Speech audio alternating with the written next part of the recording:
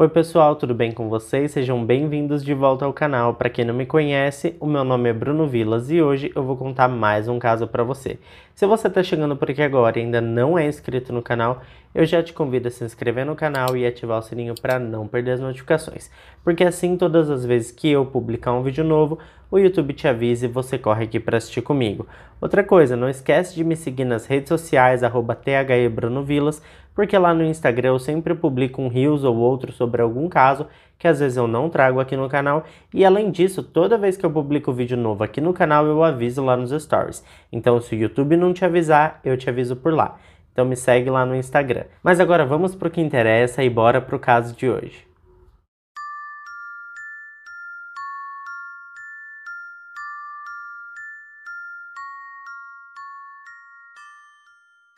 Hoje nós vamos para Berlim, na Alemanha. Berlim, pessoal, é a capital da Alemanha e a primeira vez que se mencionou na história o nome dessa cidade foi em 1230, ano este que aquela era apenas uma pequena colônia de caçadores e pescadores. Ou seja, Berlim tem mais de 700 anos de história.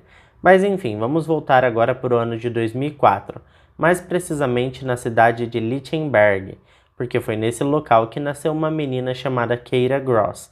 Keira era uma menina doce, amigável, educada e muito extrovertida. Segundo informações de sua mãe, chamada Karin Gross, desde criança a menina demonstrou interesse pelos esportes e adorava patinar no gelo, tanto que ela se inscreveu e começou a patinar no TSC de Berlim. O Berlim TSC foi fundado em 63 e é um moderno clube esportivo multidisciplinar, que conta com mais de 4.000 matrículas entre crianças, adolescentes e adultos. Há uma diversidade de atividades esportivas e, como eu disse ainda agora, Keira se destacou bastante na patinação do gelo, e seu crescimento neste esporte era bastante promissor. Em pouco tempo ela havia se tornado uma estrela neste esporte. Na escola, a jovem foi descrita como inteligente, estudiosa e bastante popular. Talvez exista uma ligação direta com os esportes, eu acho, porque geralmente as pessoas populares são praticantes de algum esporte. Tem até uma frase que eu ouvi uma vez que dizia que todos os alunos que são populares no colégio praticam algum tipo de esporte, mas nem todos que praticam esporte são populares. A Keira, no caso, era popular, inteligente, praticava esportes e era muito querida por seus colegas e professores. Isso porque fazia parte de suas qualidades a humanidade.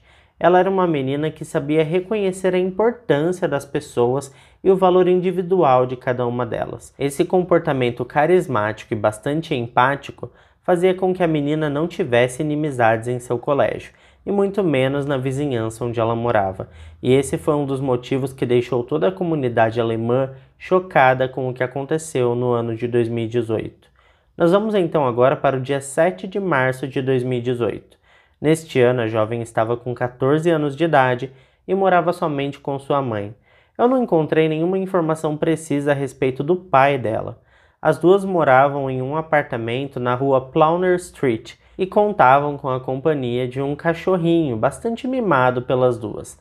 Karen estava trabalhando para levar o sustento para casa, e aquele dia 7 de março de 2018 seria um marco em sua vida. Seu telefone tocou e era sua querida filha avisando que já estava em casa de volta do colégio e que estava tudo bem. A garota pediu para que ela ligasse quando saísse do trabalho, avisando que estava tudo bem e que ela estava a caminho de casa. Com um largo sorriso no rosto, a Karen desligou o telefone e continuou seu trabalho. Tão logo ela terminou suas atividades, ela foi até o seu carro e antes de dar a partida ligou para o telefone de Keira, para avisar que já estava voltando para casa conforme havia prometido. Mas ninguém atendeu. Ela então ligou novamente, mas não obteve resposta. Será que a garota estava no banho ou ouvindo música alta e não percebeu o telefone tocar? Ela então enviou uma mensagem de WhatsApp, mas a mensagem não foi entregue. Karen imaginou que a menina estivesse sem bateria ou tivesse desligado o celular para dormir sem ser incomodada. Assim que chega em seu apartamento, por volta das 5h30 da tarde, Karen percebe que a porta não estava trancada e acha isso bastante esquisito, porque sua filha não tinha esse hábito. Ela entra e procura pela garota. A menina não estava no quarto. Karen desceu e se dirigiu até a sala de estar e encontrou a cena que mudaria sua vida para sempre. Sua querida filha Keira estava sentada em frente ao sofá, amordaçada com um lenço todo sujo de sangue. Naquele momento, sua mãe não sabia, mas mais tarde foi informada de que sua filha havia sido golpeada por mais de 20 vezes com uma faca. A emergência foi chamada e os paramédicos não demoraram a chegar. Karen tentou fazer os procedimentos de reanimação antes da emergência chegar, mas não obteve sucesso. Assim que a emergência chegou e por quase 1 hora e meia, a equipe de resgate tentou reanimar a garota. No entanto, os ferimentos eram bastante profundos e não havia muito a se fazer. Nesse meio tempo, a garota foi levada ao hospital e os médicos fizeram de tudo que estava ao seu alcance, mas o óbito foi confirmado.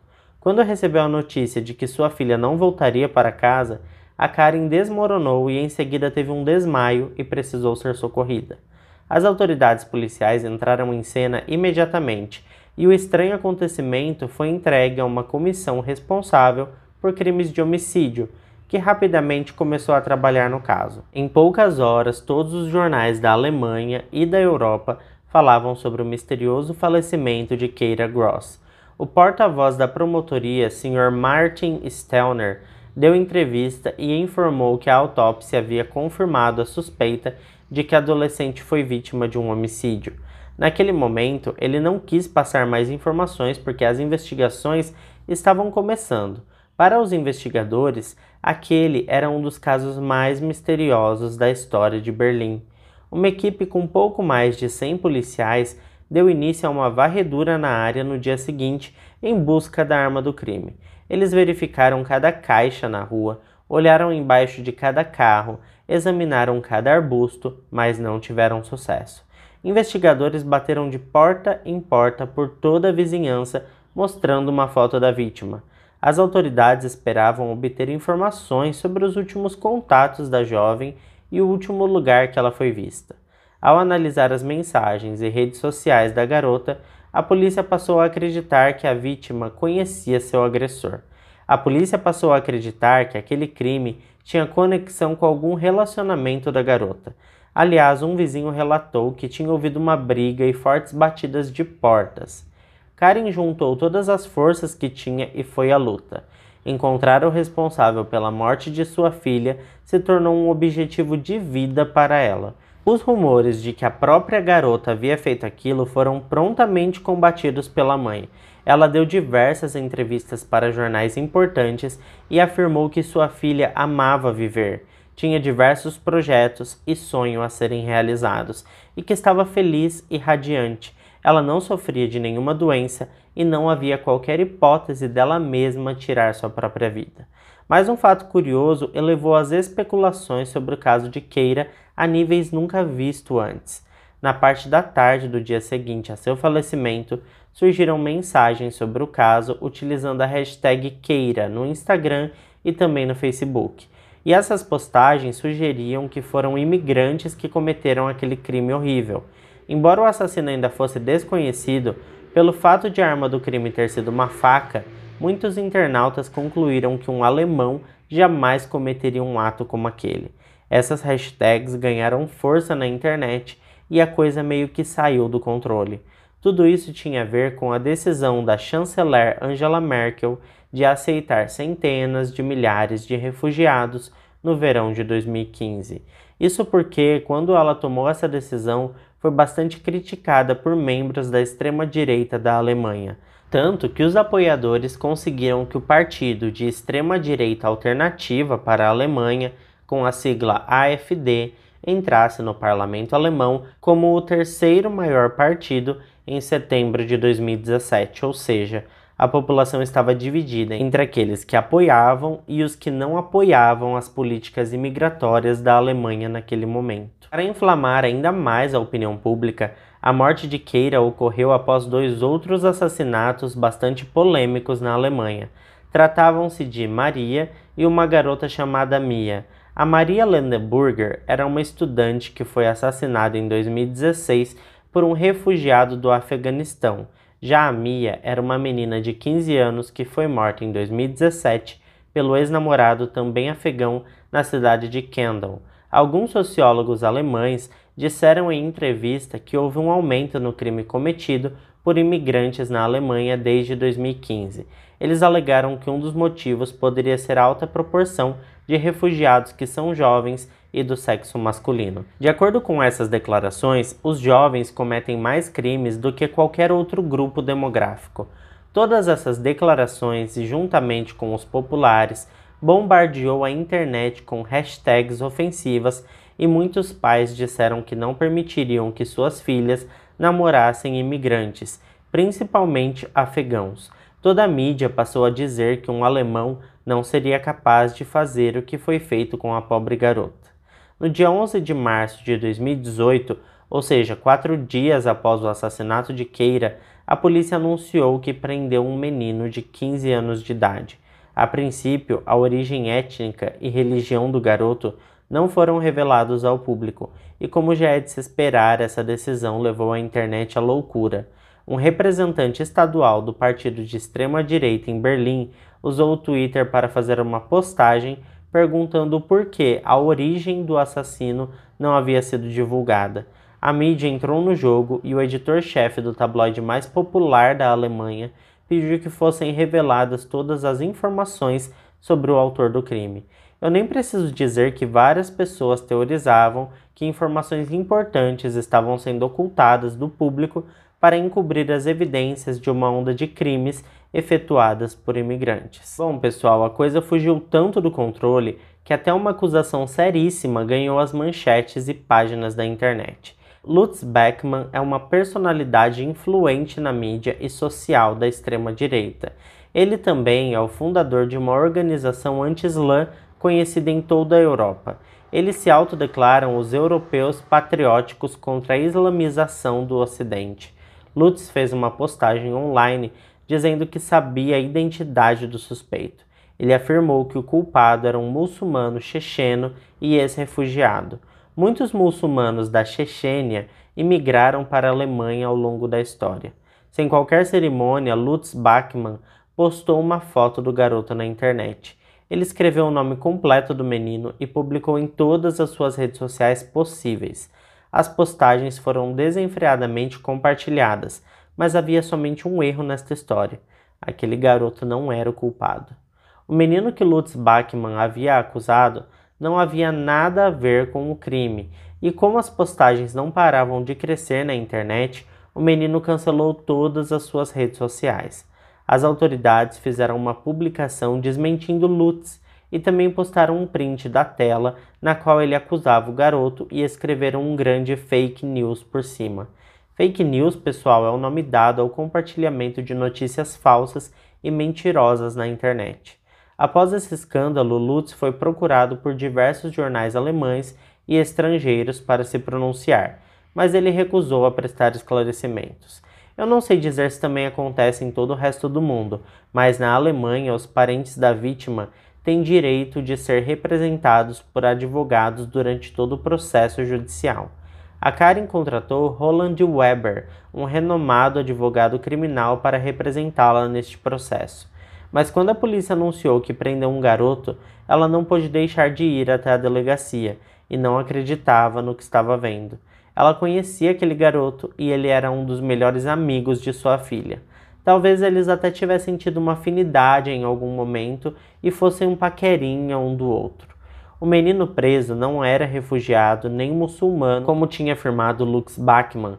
Para surpresa de toda a comunidade alemã e espanto generalizado do partido da extrema-direita, o garoto era um adolescente branco, católico, que frequentava a igreja semanalmente e era nascido na Alemanha. Seu nome não foi divulgado porque a justiça não permitiu devido à sua idade.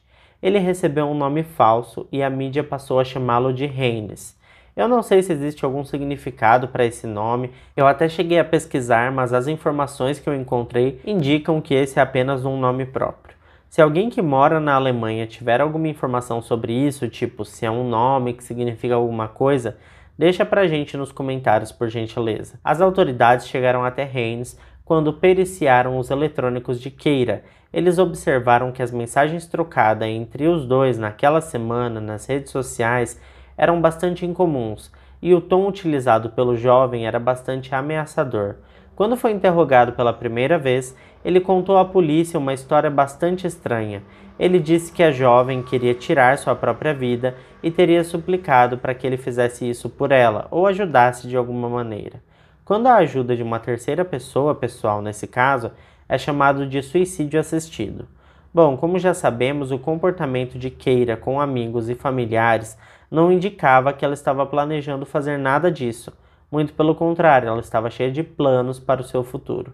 As investigações prosseguiram e as declarações de Haynes se comprovaram sendo bastante mentirosas. Isso porque aos poucos a polícia conseguiu evidências de que ele havia premeditado o crime. Ele tinha levado uma mochila com ele para a casa de Keira. Dentro da mochila tinha uma troca de roupas, luvas plásticas e também uma máscara.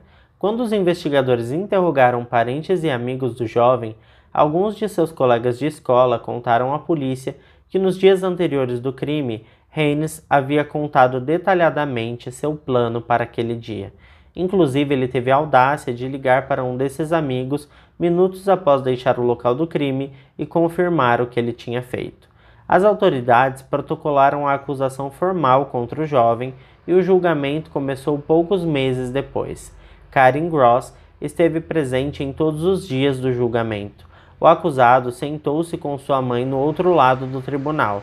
Karen disse em entrevista mais tarde que nunca recebeu nenhum pedido de desculpas e também teve a sensação de que Haynes não estava nem um pouco arrependido do que fez. Inclusive, Haynes contou em detalhes o que aconteceu naquele dia, mas em nenhum momento demonstrou arrependimento ou virou-se para Karen para pedir desculpas.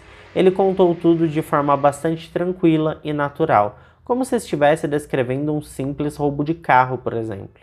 Os professores também foram ouvidos e descreveram o jovem como um garoto amigável e popular, mas que havia um lado muito obscuro em sua personalidade. Por mais doentio que isso possa parecer, foi dito no tribunal que por algum tempo antes do assassinato, Haynes tinha pintado o cabelo de verde e até coloriu seu rosto para que ficasse parecido com o Coringa. O Coringa, pessoal, é um personagem, vilão e assassino que luta contra o Batman nas histórias em quadrinhos, filmes e desenhos animados. Quando perguntaram sobre o celular de Keira, Haynes disse que sabia que precisaria destruir o telefone dela, porque havia diversas mensagens deles no WhatsApp. Ele procurou o lago mais próximo e jogou o celular. Em seguida, ele foi para casa, lavou a faca utilizada no crime e colocou o objeto de volta na gaveta de facas na cozinha de sua casa. Feito isso, ele foi para seu quarto tranquilamente, ligou o computador e começou a jogar League of Legends, o seu jogo favorito. Bom, como já é de se imaginar, a defesa se inclinou para o lado de uma doença mental. Claro que se ele tivesse mesmo sofrendo de uma doença mental, ele deveria ser julgado levando esse detalhe em consideração. Entretanto, o juiz determinou que ele passasse por uma avaliação com um profissional a serviço da corte alemã e o psiquiatra nomeado pelo tribunal concluiu que não havia nenhuma indicação de que Haynes tivesse um transtorno de personalidade ou qualquer doença mental. No final das contas, a pergunta que estava até então sem respostas era por que Haynes a matou.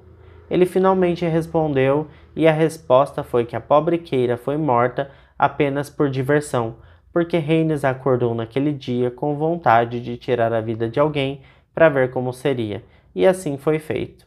Haynes foi condenado por assassinato em primeiro grau e sentenciado a 9 anos em uma detenção juvenil. O desfecho dessa história era muito diferente da narrativa criada por ativistas da extrema-direita na internet. Diversos investigadores da polícia de Berlim disseram que nunca tinham visto um caso de assassinato ser explorado daquela forma politicamente xenofóbica, como havia acontecido com o caso de Keira. E como a gente sabe que é difícil apagar uma crença na cabeça das pessoas, poucas semanas após o julgamento, Karen foi visitar o túmulo de sua filha quando se deparou com uma pichação com o nome de uma pessoa e uma indicação de que o assassino seria um russo, ou seja, ainda existiam pessoas que não acreditavam que o assassino era um alemão, branco, católico e frequentador da igreja. Algumas pessoas não aceitavam aquilo de forma alguma. Karen teve um trabalho gigantesco para conseguir remover a pichação da lápide de sua amada filha. A Karen continua morando no mesmo apartamento.